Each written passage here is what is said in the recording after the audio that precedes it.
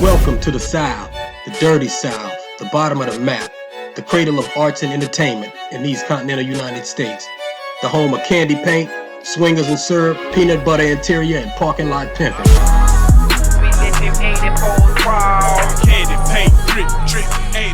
Welcome to the Genius Generation podcast. This is your host, the professor, aka the curator of dope shit, Nathan Rito. And I am here today splitting my show, the Genius Generation podcast, up with my players from the South because you all know, because of conditions and situations right now, I haven't been able to record episode 4, 5, and 6 of Players from the South. So I'm bringing in people and doing interviews from home and everything. And today is a real treat. I have the lovely, ambitious, talented, innovative, entrepreneurial DJ Roots Queen. How are you? I'm really, really great. Thank you for having me. Hey, no problem at all. I've been wanting to talk to you for a while because, you know, we met at the event, at Zaytoven's event at Pandora a few months ago. And we didn't have much time to talk or whatever. But I know like a couple of days later, I started following you on social media. And a couple of days later, you had posted something regarding the Manny Fresh and Scott Storch battle that they had. And just by what you posted, it caught my attention. I said, shit, that's somebody I got to talk to right there. Because it's clear you kind of understood something that a lot of people don't. They talk about hits and whatever, but you understood the value of a catalog and the value of development in a producer and in an artist's career. So I want to talk to you about that. But as everybody know, I like to get started by doing a little history around this date in hip hop. And today we are going to start with what I got. June 13th, 1987. The great LL Cool J releases I'm Bad, the single on Def Jam Records, and it happened to be the leadoff single from the album Bigger and Deffer. And it peaked at number 84 on the Billboard Hot 100 and number 4 on the R&B charts. And that was a pretty dope time. I think I was about in the 8th grade when that came out. So it sounded groundbreaking at the time because the bass line was undeniable. And LL was one of those guys I think we all wanted to be like at 11, 12, 13 years around that time. So that's June 13th, 1987. And then I have two dates in 1988. June 21st, 1988, EPMD releases their debut, Strictly Business, on Fresh Sleeping Bag Records. And EPMD, Eric and Parrish Making Dollars, became, of course, legendary group. And when I used to rap back in the days, one of the first people I tried to emulate, make my voice sound like, was Parrish Smith, PMD, Mr. Slow Flow. So that's another legendary act in hip hop history. And also 1988, June 28th, the great lyricist Big Daddy Kane releases his debut album, Long Live the Kane, on Cold Chillin' Warner Brothers Records. And that is around this date, June 1988. So, Roots, you got something you want to add to any one of these? Oh, yeah. Well, I remember LL Cool J when that dropped. And I'm going to tell you why. I was considerably younger. I was in elementary school. Okay. But the I Need Love song, that was huge. That song, Computer Love, those were, songs that, I don't know, I was pretty hip. I'm from Tampa, so the kids there, we was pretty much into it all. We knew, I can remember talking about Duran Duran when I was 4 and being into Duran Duran. So it's something that I've just like always been into. But I was an MTV baby. I could not stop watching music videos. Right. Like I could not. Yeah. EPMD, again, one of my favorites. I did not realize that Strictly Business came out in 1988.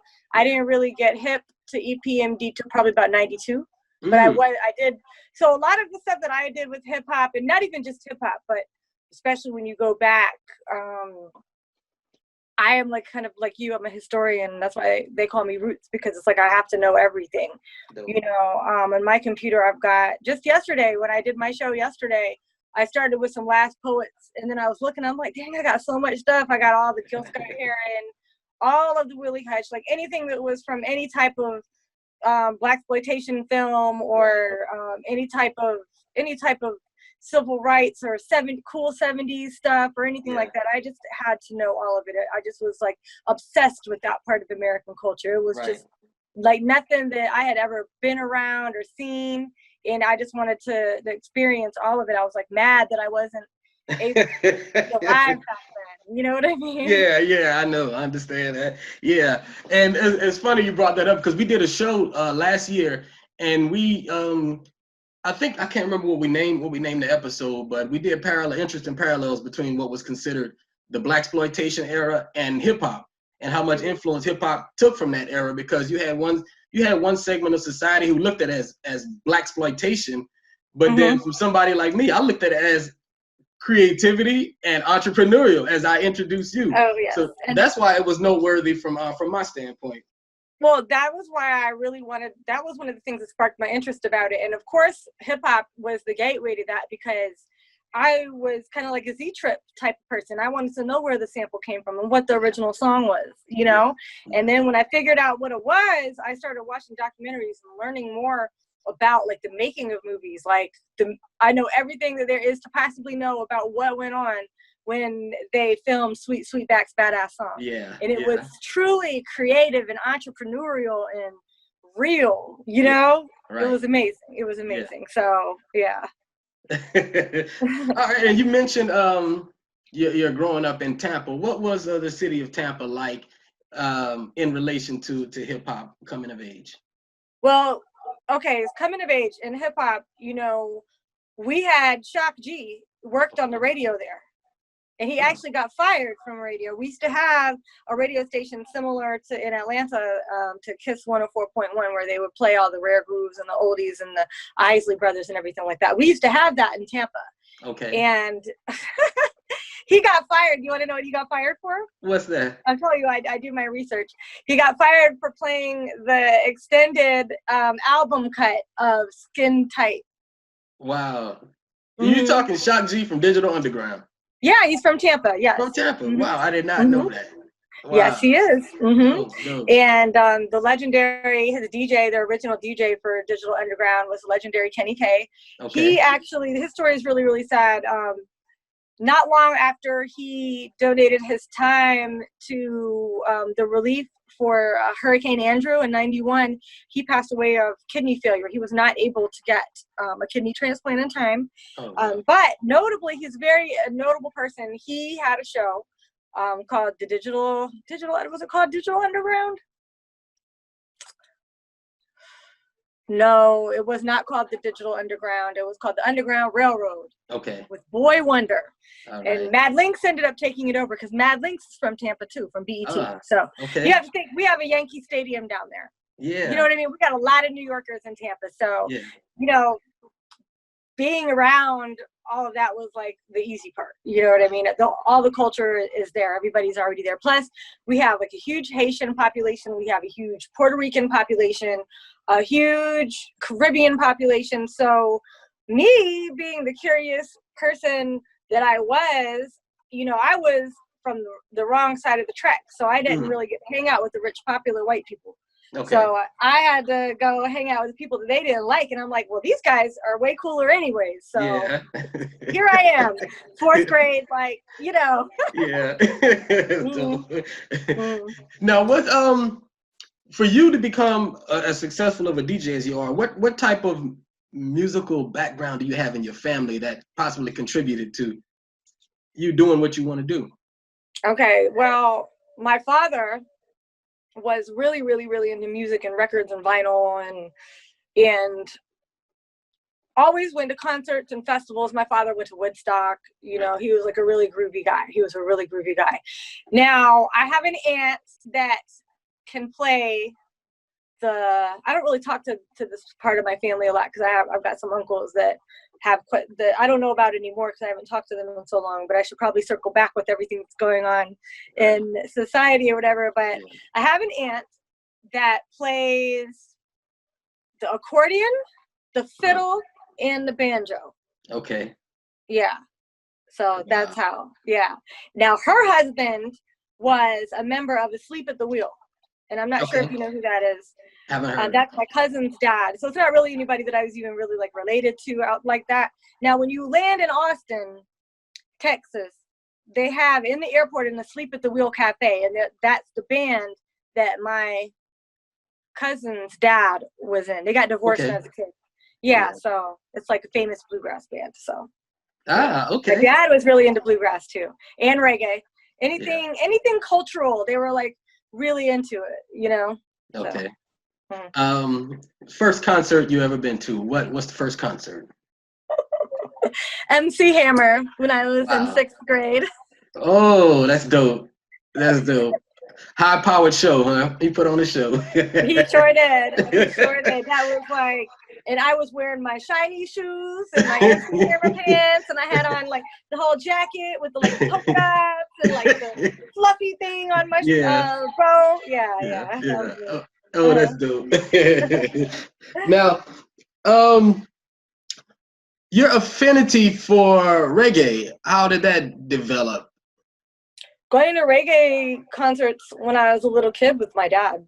And just, I don't know, you know, I grew up literally in my neighborhood. I literally grew up around tons of Jamaican people. So I can remember us getting, and actually back then it wasn't called dancehall like that. We called it ragamuffin. Okay. That's what we called it. It was something different back then, and they would just be on these cassette tapes. And I can remember I got a hold of a few cassette tapes, and you know, the girls would teach us how to do the dances and everything, and it just kind of always stuck. My best friend, also, she was Jamaican too, but her mom was really, really, really traditional. That's the right word I'm looking for. So we weren't allowed to like listen to any of that around her. We had to listen to gospel music around her. Okay. Yeah. What is it?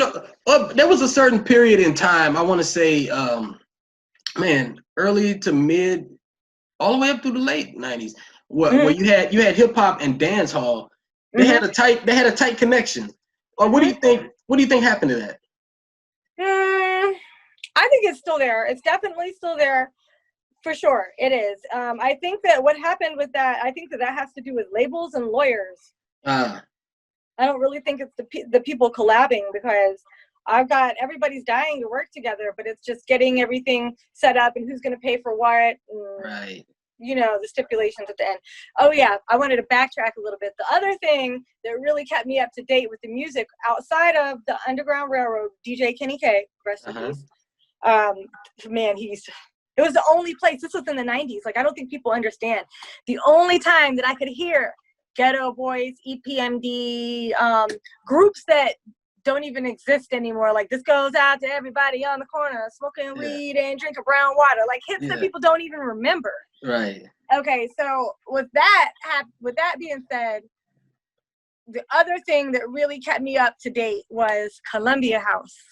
Some little Columbia remember House. Them CDs that you could order for 1 penny? You put that penny, you tape it down, and you send it in. You get the CDs. Yeah. Oh, we dating ourselves now. I know, it's okay. I think I still might owe them some money. I wonder if it's on my credit report.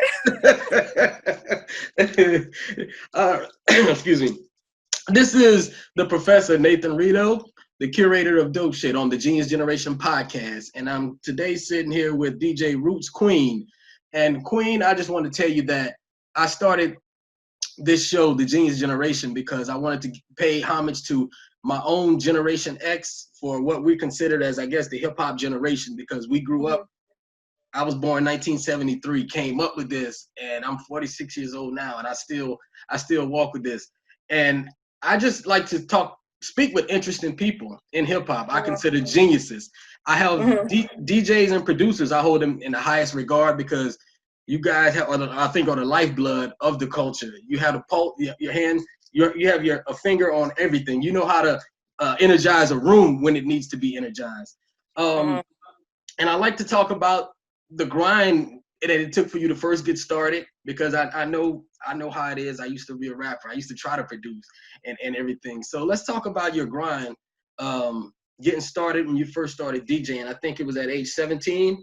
Yeah, I started DJing when I was 17. Yeah. Yeah, go ahead. Okay, well, my dad, Okay, that was the other thing that I wanted to talk about was my relationship with my father. We were very, very, very, very, very close. Like, I'm not even kidding. The first CD that I ever bought was for my 13th birthday, and my dad took me to Peaches Music. I'm old as hell. Now, also, I fall on the line, like, see, I was born in 79, so I'm technically sort of Gen X, but really, I was 1 year old, so I don't remember anything about the 70s, and I remember everything about the 80s. Okay. So I'm one of those people that they call an exennial. I'm kind of like Gen X and a millennial, like, kind of together. So, you know, I still remember all the Peaches and all that type of stuff. The first CD that I ever bought was A Wolf in Sheep's Clothing from Black Sheep. I loved it. Loved it. It was my favorite thing. Got put onto it from DJ Kenny K. That was what I was going to say too, is back then, you didn't hear hip hop on the radio. If you did, it was something like Funky Cold Medina. Okay. Like, you did not hear hip hop on the radio, or on the regular station. If they did play hip hop, they were playing like Clady, they were playing Luke, and they were playing Florida booty music. Okay. So the only place that you could really hear this politically powered stuff were there. I remember I just wanted to hear it because I wanted to hear them rap and cuss in the rap. Something about that just like got me. I'm 13 years old, like, felt like I'm doing something, you know. And my dad actually was really into hip hop with me, specific kinds of hip hop. He liked Bone Thugs and Harmony. Okay. He liked the extended version of For the Love of Money. Yeah. And his favorite Tupac song was Violent. He loved that song. Violent. So, I gotta go back and dig that one up. Oh yeah. Okay. Oh yeah. They say, and guess what? They sample Shabba Ranks too, Pirates Anthem and Coco T. Okay. Just all right. Because we play with the people. Oh yeah, it was on the album that has Holla If You Hear Me and everything on it. That's what album it's on. Strictly. Strictly. I think it is on Strictly. On Strictly, yeah. Okay.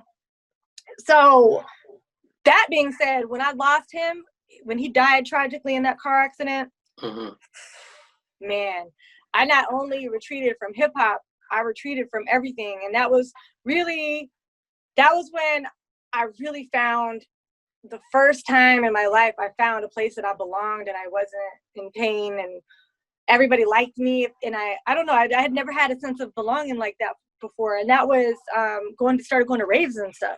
And that was what I started DJing, was drum and bass. And I really liked the drum and bass because it was a derivative of reggae and dancehall.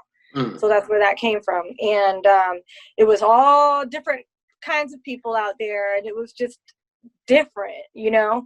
A lot of times when I was younger, and I was in different crowds, I can remember in high school, I really hung out with the burnouts because it was like the black people didn't like me, the rednecks didn't like me, you know what I'm saying? Nobody liked me, you know, and this was the first time that anybody liked me. I remember all the people that I went to this really snotty private school too. All them same kids, like after everybody graduated and stuff like that, I can remember them like being in Ybor City, walking past and me hanging out with like all the skater kids and all the freaks and ravers and stuff like that. And they were just like literally riding past, looking sad as hell, like, hey, I wish that I could hang out with them. And you can hang out with us, honey.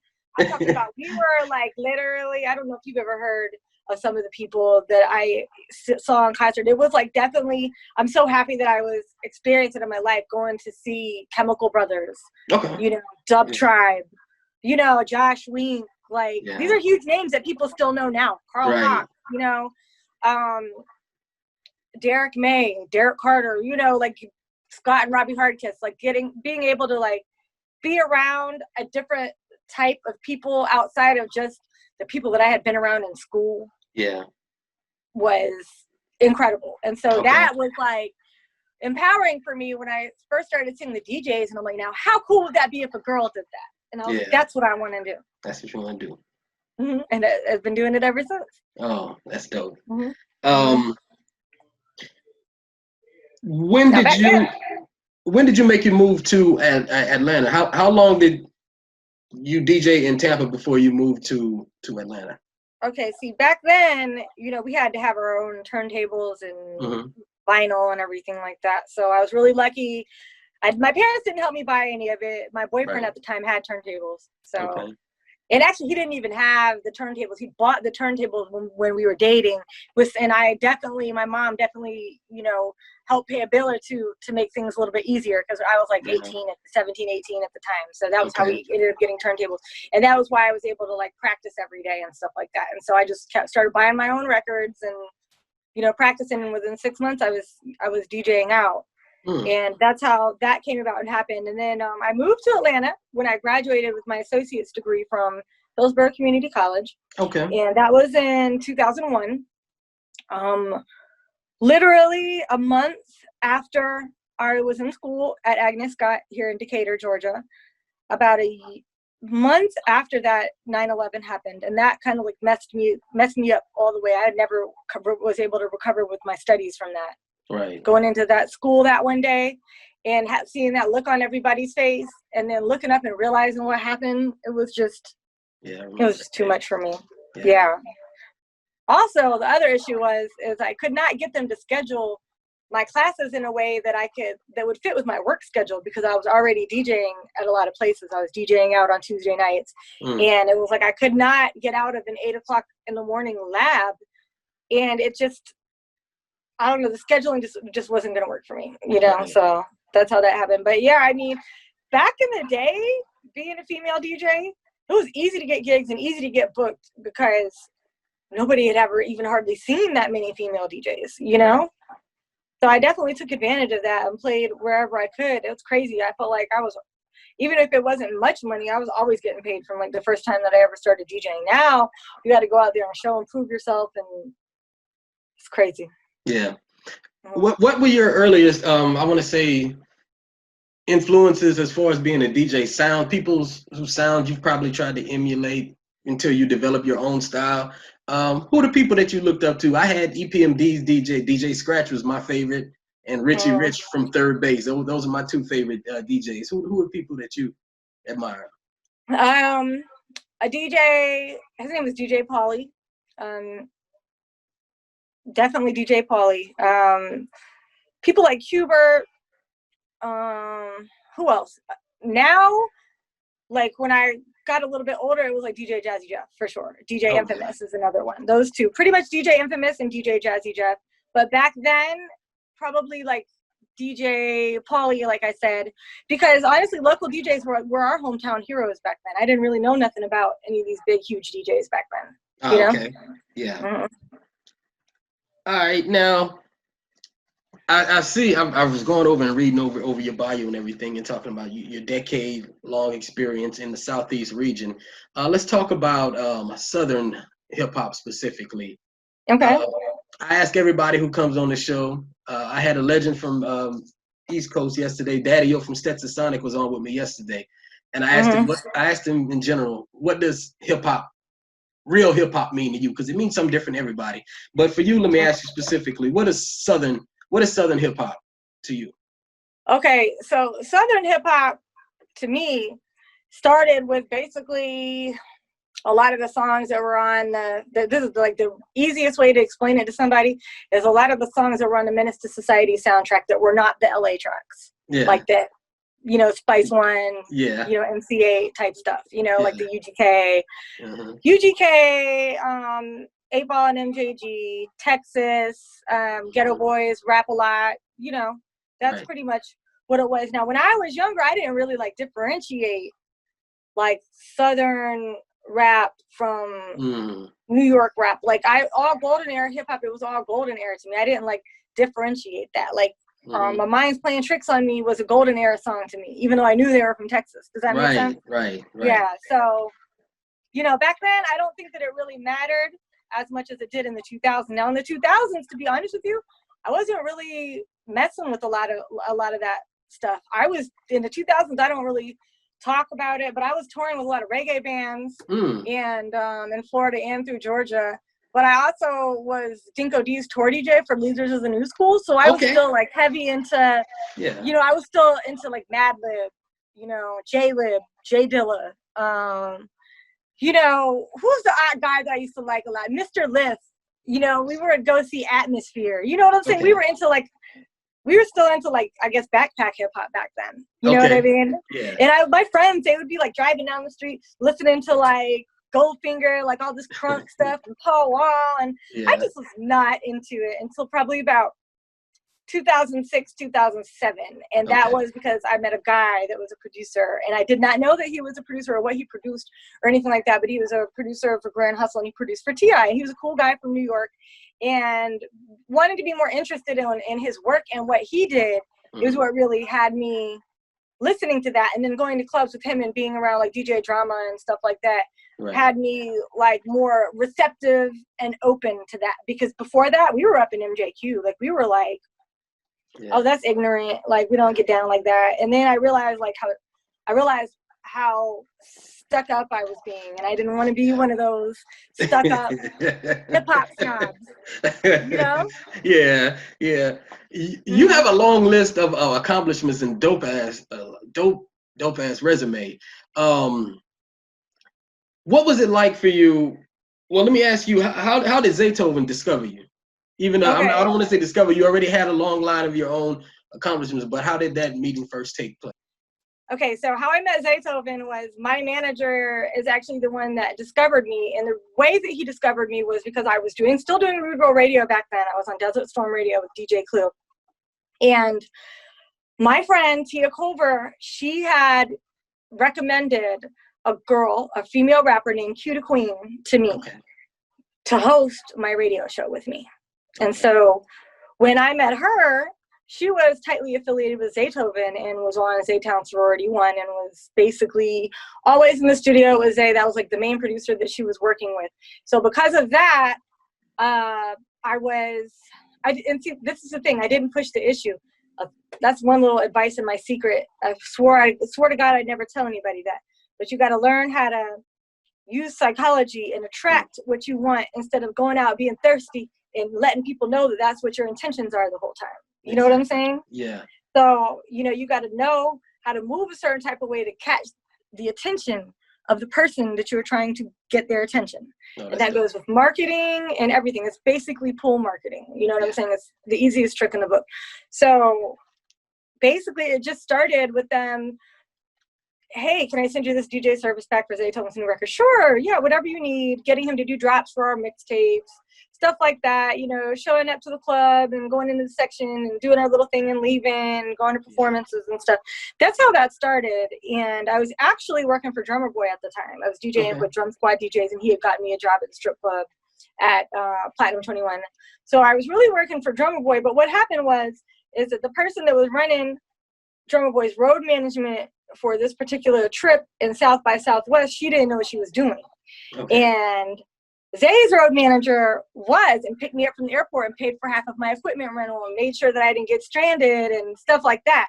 So just on that strength of the support, you know what I mean? Like people, they think that they want to run something and they think that they want to manage a trip or something like that, but they don't know the first thing about booking tickets. They don't know the first thing about coordinating things. You can't leave people sit in places, especially when you're going to somewhere like South by Southwest. When people get to Austin, they don't know nothing about Austin. You think they're trying to sit at the airport for 3 hours?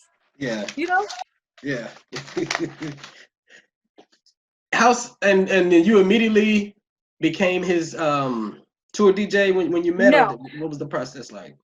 I did not immediately become his tour DJ. I'm trying to think back to how that went. How that ended up happening was, let me think about some of the events. We would do our own events and I would DJ the event. So like, let's say this is the type of stuff that we would do that DJs don't understand. They're like, oh, I never get booked anywhere, man. We were buying booth rentals and tent rentals and space at Birthday Bash Block Party. And creating our own showcase and doing our own interviews and putting up our own money to do these events and charging the DJs for the performance slots and the marketing and to be on the step and repeats, and you know what I'm saying? Like we weren't just like, oh, poor me, I'm not getting booked anywhere. Listen, if you're trying to get booked in Atlanta, you better be ready to grind and do your own events, because you're not gonna get paid out here by these clubs, especially now, Yeah. So just by then seeing my grind and how innovative I was with the radio and the different events and good at influencing people to play the records and everything like that. It started like that. Then it started, they wanted to book Zay as DJ. So I taught him how to DJ. Okay. So that's how the tour DJ thing came out. At first, he was just hosting and doing everything and bringing the artist out and stuff. And I was just DJing, but they want to see Zay DJ. But because I did that for the booking agent, you have to understand, when I saw Zay had a DJ, that created a stream of income for a handful of people. These handful of people, PR, booking agents, people like that. So when you do something like that, they're like, hey, Zay's doing the Maxim party. They want you to do a 15-minute set and introduce them. And they want you to do that in Boston. They want you to do that here. You know what I'm saying? Yeah, so that's what I started doing. I'd be so nervous at first. I'd have to get a shot of tequila and be like, everybody make some noise. I don't know what it was. I still get nervous sometimes. I get nervous when I'm doing my own radio show sometimes. I had a time period when I didn't used to get nervous, but I don't know. I don't know. I think I just have some new anxiety going on right now. Or something. It's probably all this caffeine that I got to have all the energy to accomplish my goals. We're gonna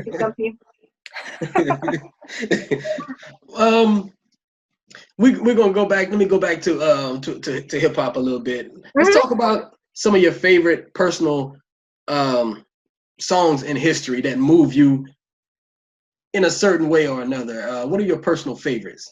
My personal favorites? Ooh, I got a bunch. A bunch.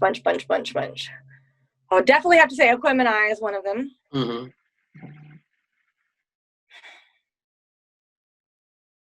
me go back. And I'm going to think of something that I really liked from back then. Honestly, the first hip-hop song that ever, engulfed me was My Mind's Playing Tricks on Me. That song, hearing that song changed my life, forever. And that was in 91, 92. Yeah. Oh, when I think about stuff now, oh my gosh, anything from Mobb Deep. There's a war going on outside. Honestly, I was gonna pull that back out. What is it, Survival of the Fittest? Survival of the Fittest, yeah. If that's the name of that song, right? I was gonna probably bring that song back out, just because of the times and everything that's going on. Shook Ones. It's not any different than anyone else. I have certain songs that I like. Now, one of my favorite hype songs, because I used to perform it a lot with Dinko, was Scenario Remix. Okay, yeah, I remember the remix. When you go to Wu-Tang Clan, the one with the vocalist on it, It's Raining. It's raining, my man is gone away. Rainy Days, Rainy Days, yeah. Rainy Days, yeah. That's on Raekwon. That's on Raekwon's on the Purple Tape. Yeah. I just got chills thinking about that song. I'm going to listen to it as soon as I finish this. And then also Liquid Swords. Liquid Swords, yeah. A lot of people consider that to be a lot of people I've heard say that it's the best Wu-Tang album. A lot of people consider it. It is. And then Raekwon is probably number 2. I don't know though. Brooklyn Zoo. Oh yeah. I know, yeah. It takes a special person to appreciate the Old Dirty. Yeah. Takes a special person. Old Dirty was my favorite though. He was really my favorite. Oh my gosh. Yeah. Did you see the thing they played a game? Which Wu-Tang Clan member would you be surprised? Would you be surprised if they were a Trump supporter or not? And they said, ODB was crazy enough to be a Trump supporter. And just to be ignorant. And wouldn't have a problem telling you. I know. Yeah. All right. As a DJ who knows and understands sounds and vibrations, what producers move your soul? Where you play something in a room, is there a favorite producer you'd like to go to at a certain time? What are those producers? For me, it was Pete Rock.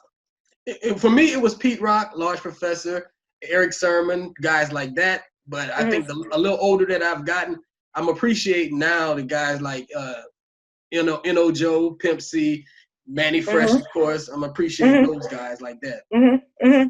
I think that that's a hard question to answer because there's so many different parts of production that I like and a reason why I would like it. Like specifically with the Manny Fresh thing, it's for Manny Fresh, it's a cultural thing. Does that make sense? Oh yeah. It's definitely. Like to appreciate the grittiness and the griminess of the culture is part of like the reason why it's like not everybody's going to be into it, just like not everybody's going to be into bluegrass. I'm not into bluegrass, but my dad was into bluegrass, and he liked bluegrass for probably a lot of the same reasons why I like the Manny Fresh sound and the Nola Bounce type sound. You know what I'm saying? Yeah. To be honest, when it came to production, it was really anything that did not come from Florida. Okay. Even though I came from Florida and I love that stuff now, but I just felt like really basic, and knowing everything that what hip hop had to offer, and that the whole, like, I don't know, just that whole sound, and it just like made me feel basic and kind of guilty because it just wasn't as meaningful as the other stuff, if that makes sense. You know what I mean? Listening to all the Luke and the Clay D. Yeah. But to be honest with you, that stuff was teen club stuff for me. Okay. I was like, by the time I was 15 and 16, I wasn't even into that anymore, you know? Because and it was because of DJ Kenny K. I used to literally call the radio station when I was 15. He would give me shout outs on the air, and he would take the time to talk to me. He had to know I was kidding. Yeah. Oh, that's dope. That's dope. I remember calling the radio station, making requests when I was young too. Yeah. Mm. And you mentioned that Manny Fresh sound earlier, and I think and you said something that was key. Unless you understand the culture or the subculture, you wouldn't understand it. Right. And you know, I come from New Orleans, so I spent my high school years in New Orleans, so I understand New Orleans is a place of percussion. It's a place of rhythm. You have to move a certain way when you hear it. That's why New Orleans is aggressive on the mic, and that's why you have they move like that. Exactly. And you have to understand the percussion. One of my favorite bands comes from New Orleans, and I've seen them several times. I've seen them at Smith's Old Bar and a few different places. What is it, Rebirth? Rebirth, yeah. I seen them when they came down. They old Smith's Old Bar, and then there's the other one on the west side. I was at that show. Oh, that's dope. Yeah. There's this dread that used to be in Little 5 Points. I can't remember what his name was. I wish I remember what his name was, but he was a really cool, like, he was like a street guy, really. Like, he stayed at I remember because I dropped him off after the show, and I was like, do you want me to take you home? I'll take you home. Yeah. He lived at that Efficiency on North Avenue in Park Place. That's where he lived at. Yeah, I was crazy. I didn't care. But he was just like a cool guy. You know what I mean? Yeah. That was what, like 2004? About that. Yeah, it had to be about that time. Yeah. Yeah, and then I think that the reason why I met him is because, you know, I was a resident at Django. Do you remember Django? And that's where we would all be. Oh, yeah. Django was over by Gladys Knight Chicken and Waffles, where that used to be. It's where Django was. Yeah, like right in there. Yeah, that was a cool spot, too. Definitely Atlanta history. None of these spots are here anymore. Yeah, I know. That's what I have to tell people about where Centennial Park is back in like 93, 94. That used to be rows of warehouses and industrial areas. They used to Club Soho, probably the best hip hop club I've ever been to. Club Soho was over there, and I mean, I remember being in there one night, and one of my guys I grew up too short, sitting right next to me at Soho, and it's stuff like that. That just that whole piece of history is gone. Platinum House, so much stuff happened at the Platinum House and all that is gone. I can't believe I know Too Short now. It's so weird for me knowing that I know these people. Ain't that something? That's the first. My brother introduced me to what underground rap was in 1988. Because before '88, we just knew of the Run DMC, Houdini, LL, and then one day in '88, he brought home Born to Mac, the Too Short Born to Mac album. Introduced me to underground rap, and I've been stuck on underground ever since. Oh yeah, I know. I love Big Daddy Kane. Producers. Now, it's hard for me to say producers. Now, of course, when it comes to new music, I'm gonna go with Mike Will, Zaytoven. There's a lot of them new ones that are coming out. Metro Boomin, Kanye. But really, like when it comes down to like, if I was gonna give you a curated list, it'd be kind of weird. Steely and Clevie. Okay. And Sly and Robbie. Scientist. I've heard of both of them. Yeah. Like little the reggae little duos that created basically every single rhythm that every single Foundation song is based off of. All of it.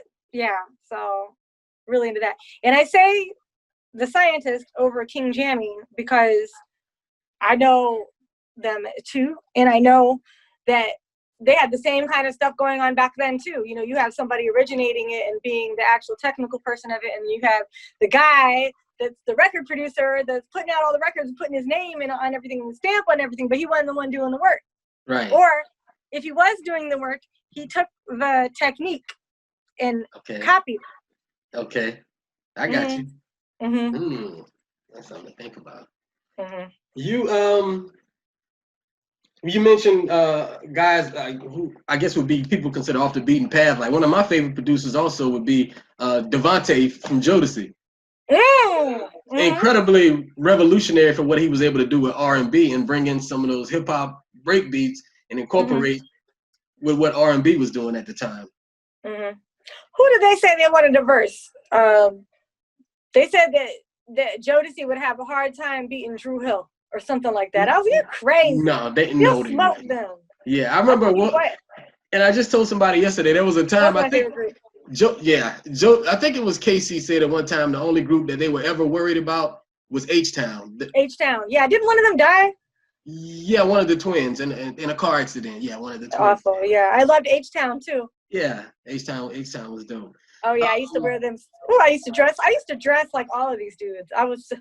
I used to go to merry-go-round or whatever, and I used to get the double suits, and I had the big shiny Doc Martens, you know, the combat boots, and oh my gosh, I used to try to dress like Left Eye. I love TLC, but now Jodeci.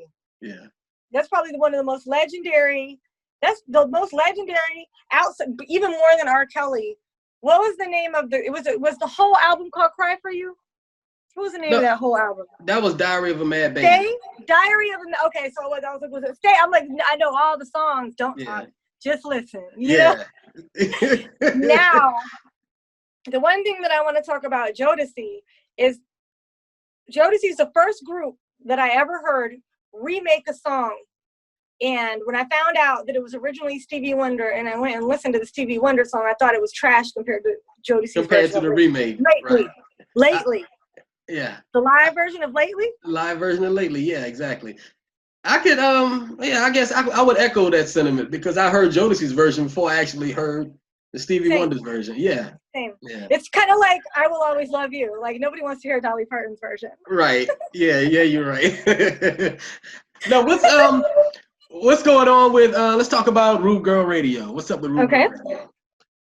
Well, I have been doing virtually like you. Mm-hmm. And actually I really like doing it virtually. I actually took a class. I'm almost done with it. I just got a few more videos to watch. I took a class in Premiere.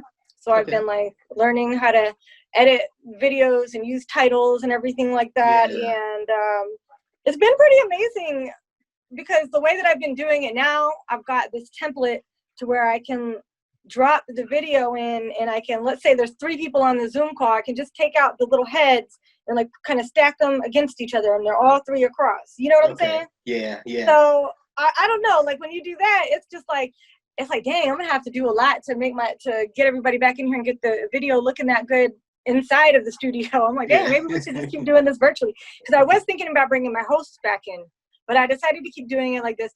I've been able to diversify Rude Girl Radio. Okay. Because just because of the artist not having to be here in the studio, it's been amazing. Like yesterday, I just did an artist. I just had a show. His name is Big Flock 187. He's from DC. Okay. Tats all over his face, crazy looking guy. But you know what? Those stories are important to tell, and I'm going to tell you why. Because of course we want to. Well, not me. But like Gen X wants to look at guys like that, like they're so ignorant and this and that, and talk all this. They didn't have no guidance. They said all these awful things about them and say bad things about their music and everything. But at the end of the day, somebody that is in their mid-20s now, you know what I'm saying? Their fathers are Gen X. So that is a reflection on you. And how you raised the kid if you have a problem with that. However, you have to remember that these children, you know, when they were born during the crack epidemic. They had a crazy upbringing. You know what I'm saying? It's going to make them, you know, resort Mm-hmm. to different types of lifestyles. And, you know, then a lot of these young men, they're going to prison and they're like, hold on, wait a minute, this isn't what I signed up for. But they already got the tats on their face and they have already living their own truth and they have a certain type of way that they are. Mm-hmm. You know what I'm saying? Like these are I'm talking about the type of people that they don't even want to come anywhere if they can't smoke. Right. You know? Yeah. You know, and guess what? They have every right to be like that too. I can't stand it when I hear white people, and not even just white people, but black people or anybody talk about negatively about somebody being ratchet or ghetto or anything like that. It's like, so what's wrong with that? That's a part of culture. That's to be honest, culture, it's a part of culture. There's nothing wrong with it. You know, it's like when it's white people, you want to call them Appalachian or whatever. You know what I'm saying? And then it's like, oh my gosh, we've got the Appalachian culture of Cabbage Town. No, there's some hillbillies. But it's cool. You know, they want to have a PBS documentary about it. You know what I'm saying? Right. So that's why I tell these stories, because this is the same kind of story. This is a person and this is a human being and this person's lives matter. And at the end of the day, if these white supremacists come out and they're going to be our best defense. Mm-hmm. Yeah. You know, because trust me, they got the Uzis and they got the choppers. They got them. Yeah. Mm-hmm. Yeah.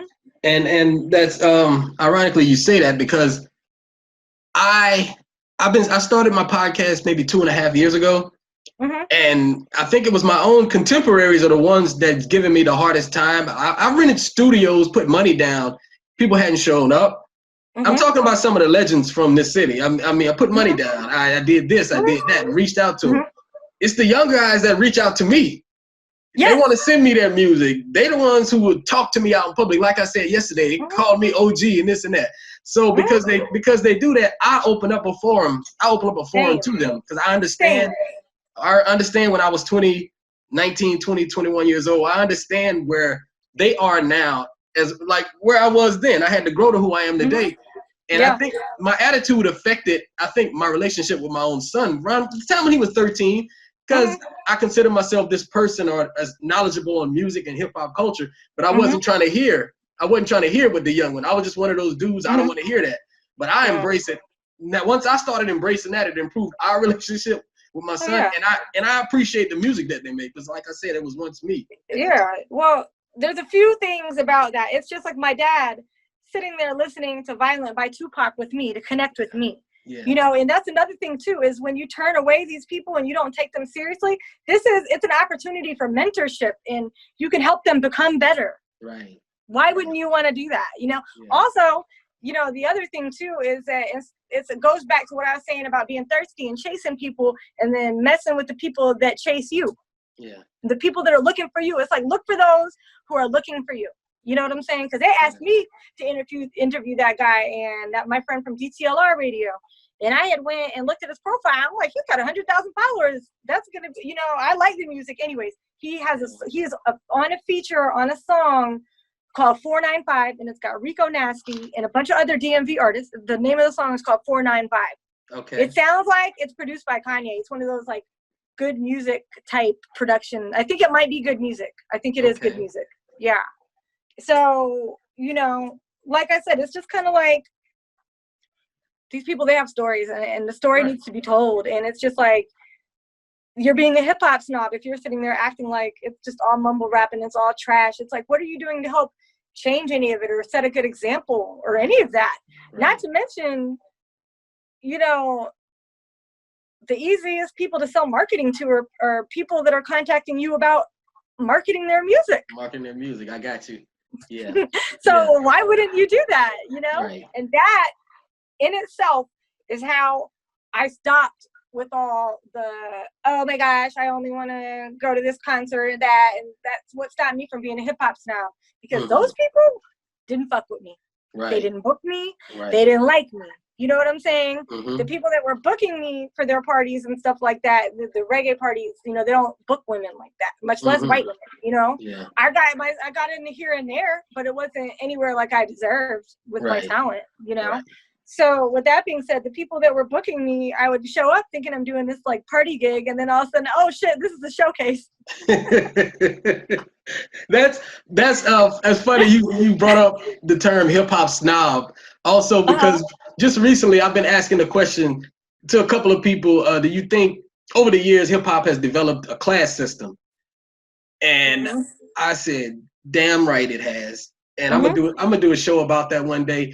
And at some point, I want to say maybe it came in the early 2000s, but a lot of people, I don't know, a lot of people flocked to where whatever Universal Music would start putting out a lot of, they took over the game at a certain point. People start flocking to whatever they were putting out. Yeah. Looking at somebody independent as they not on our level. So I guess that's where earlier the conversation we were going with the Manny Fresh and Scott Storch. I saw a lot of people just talking about the hits.